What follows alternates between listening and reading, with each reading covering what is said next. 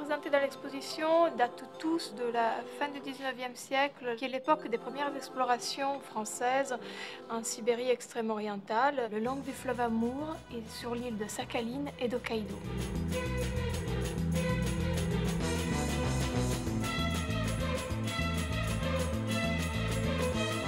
Les œuvres sont issues de la collecte qui a été effectuée dans les villages habités par des populations de chasseurs-pêcheurs.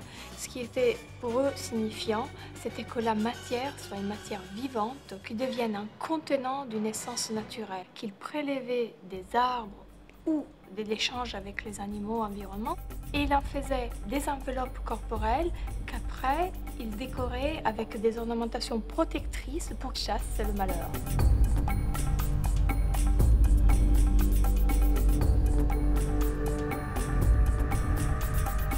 Il s'agit de pièces extrêmement fragiles, donc très rarement exposées.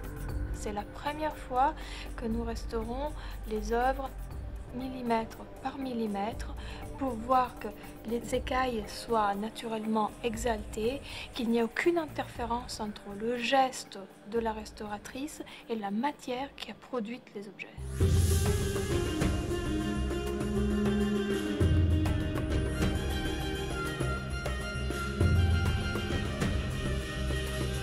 Ce qui est important, c'est de voir que la matière possédait une sensualité naturelle.